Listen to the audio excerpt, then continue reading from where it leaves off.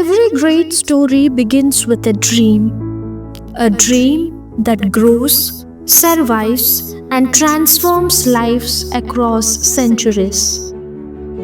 In a quiet corner of France in 1650, a small flame was lit. The flame of love, service, and unity. From that humble beginning, the flame became a fire, spreading across nations and generations. This is not just a story of the past.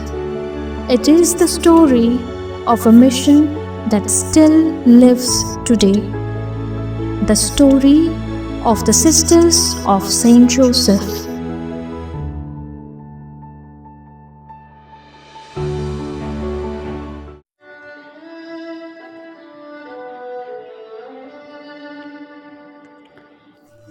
Jesus, present in the Blessed Sacrament, I come to you with a heavy heart, seeking guidance and solace.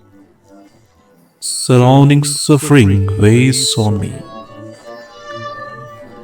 leaving me feeling sorrowful and troubled. Lord, show me the way.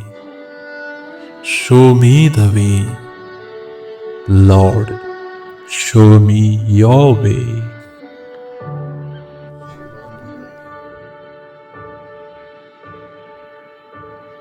This is the prayer prayed by Father John Peter Medal, the founder of the Sisters of Saint Joseph, whose deep faith and dedication gave birth to a mission that has flourished for 375 years.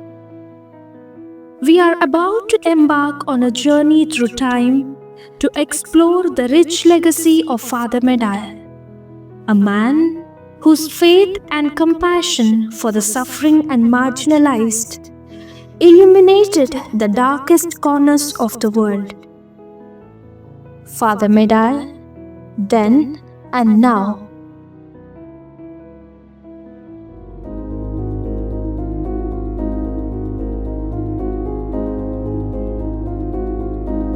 Long ago, in the year 1650, in the small town of Lepuy, France, a humble group of women came together under the guidance of Father John Peter Medal, S.J. Their dream was simple but bold: to live in union with God and to serve their neighbors with love. They were not to be hidden away behind cloister walls, but out among the people, working quietly, helping where the need was greatest. This new way of religious life was called the Congregation of the Sisters of Saint Joseph. The sisters walked the dusty streets, visiting the sick, teaching children, comforting the lonely, and helping the poor. In a time when women religious were usually confined, their life was revolutionary, active, free, and responsive to the cries of the world.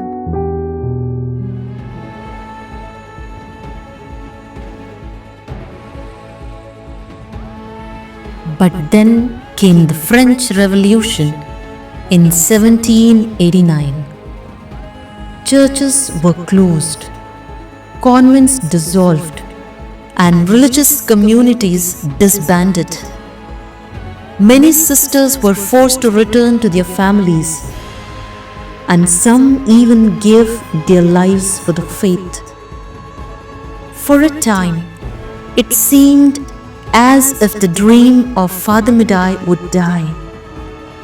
Yet, the spirit was stronger than persecution. After the revolution in 1807, Mother Saint John Fontbonne courageously refounded the congregation in Lyon, France. From this rebirth, the Sisters of Saint Joseph began to spread again like seeds carried by the wind. One of those seeds fell in Chambéry, a small city nestled at the foot of the Alps. In 1812, a group of sisters established themselves in Chambéry. Their mission was the same as in Le Puy, service of neighbor in whatever way was needed. They opened schools, cared for orphans, tended the sick, and supported the poor. The people of Chambéry came to know them as women of compassion, prayer, and action. From Chambéry, the sisters' vision began to cross borders. In the 19th century, they sailed to Italy, Denmark, Brazil, India, and the United States. Wherever they went, they adapted to the needs of the place. In villages, they taught children who had no access to education. In cities, they opened hospitals and homes. Among the poor, they became a comforting presence, often choosing to live right where the struggles were greatest.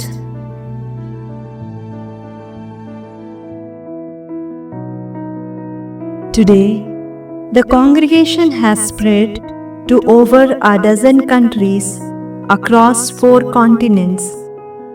The sisters work in schools, healthcare, slums, villages, prisons, refugee centers, and parishes. In some places, they are still pioneers. In others, they quietly continue the work begun long ago. The charism, unity of neighbor with neighbor and neighbor with God, remains the heartbeat of their life. This story is not just about the past, but about a living mission. The sisters continue to ask, where are the needs of our time? How can we bring Christ's love there? And so, the journey that began in 1650 in a small town in France continues today across the world. The congregation of the Sisters of Saint Joseph of Chambéry lives on as a story of faith, courage, and service, always unfolding, always responding, always moving forward as pilgrims of hope.